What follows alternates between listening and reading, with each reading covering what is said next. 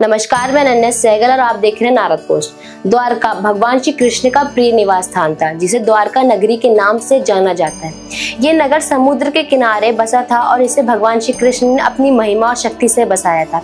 द्वारका का महत्व न केवल ऐतिहासिक है, बल्कि ये धार्मिक दृष्टि से भी अत्यधिक महत्वपूर्ण है। एक बार भगवान श्री कृष्ण ने अपनी लीला के तहत अपनी राजधानी मथुरा को छोड़कर द्वारका में बसने का निर्णय लिया।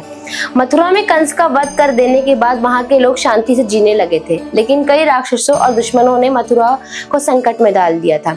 इसलिए श्री कृष्ण ने द्वारका के समुद्र और सुरक्षित तट पर जाने का निश्चय किया। द्वारका का स्थान समुद्र के बीच में था, जो उसे बाहरी हमलों से सुरक्षित रखता था। श्री कृष्ण ने अपने मित्र सुदामा से द्वारका में रहने के लिए कहा और एक विशाल नगर का निर्माण करवाया। इस नगर में सोने और रत्नों से भरे महल थे और नगर की सुंदरता अद्वितीय थी। द्वारका में भगवान श्री कृष्ण के साथ उनके रिश्तेदार, भक्त और मित्र रहने आए।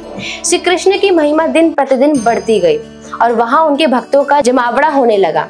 एक दिन द्वारका में एक महान पर्व आयोजित किया गया। इस अवसर पर श्री कृष्ण ने अपने भक्तों को आशीर्वाद दिया और उन्हें जीवन में सुख, समृद्धि और शांति की प्राप्ति का आशीर्वाद दिया।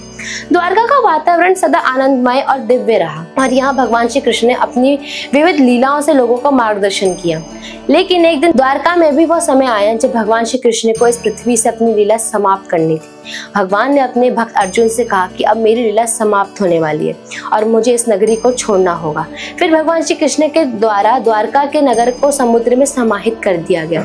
आज भी द्वारका की पवित्रता और महिमा हमारे दिल में बसी हुई है। यहाँ के मंदिर, गीता के उपदेश और श्री कृष्ण की उपस्थिति का एहसास हमें हर समय जीवन में मार्गदर्शन देता है। ये कथा हमें ये सिखाती है कि भगवान अपने भक्तों के लिए सदा उपस्थित रहते हैं और उनके कल्याण के लिए अपनी लीला करते हैं। द्वारका की गाथा भगवान श्री कृष्ण की असीम महिमा, उनके भक्तों के प्रति अड़िग प्रेम और जीवन के संघर्षों से ऊपर उठने की प्रेरणा देती है। ये कथा हमें ये सिखाती है कि हर कठिनाई के बाद सुख और शांति का अनुभव होता है और भगवान के आशीर्वाद से जीवन का हर पल प्रेरणादायक बन जाता है।